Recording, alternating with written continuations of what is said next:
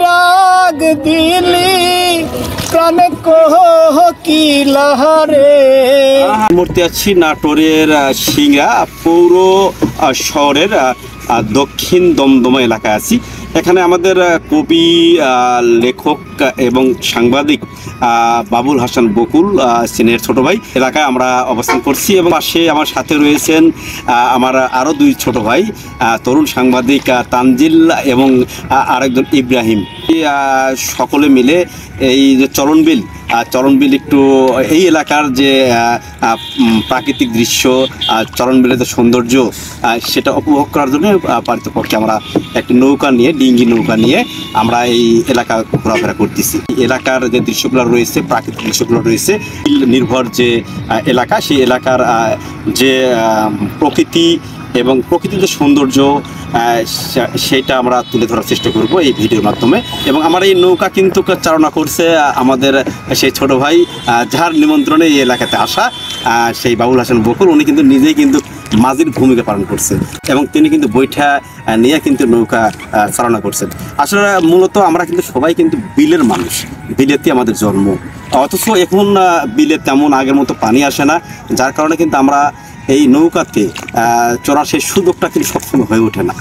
তো আজকে আমরা সেই বিকেলের দিকে আমরা এসেছি এখানে, আমরা একটু আনন্দ করব, পাশাপাশি আপনাদেরকে সেই আনন্দটা ভাগাভাগি করার চেষ্টা করব। সকলকে ধন্যবাদ এবং পাশাপাশি যারা আছে তাদেরও আমরা শুভেচ্ছা বক্তব্য নেব।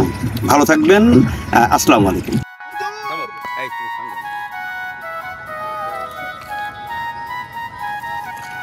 এবার অন্যান্য বছরের সাথে এবার বন্যা অনেক বড় হয়েছে, আর 2 থেকে আড়াই মাস ধরে আমাদের এলাকায় প্রাকৃতিক বৃষ্টির কারণে একদিকে যেমন বন্যার পানি বেড়েছে, অন্যদিকে উজানের বৃষ্টিপাতের কারণে সেই পানির আরও বৃদ্ধি পেয়েছে। এতে যেমন চলনবিলের সৌন্দর্য বেড়েছে এবং চলনবিলের প্রচুর ভ্রমণ পিপাসু মানুষ আমাদের চলনবিলে আসছে এবং চলনবিলের অন্যান্য বছরের তুলনায় এবারও চলনবিলে অধিক পরিমাণে মাছের দেখা যাচ্ছে।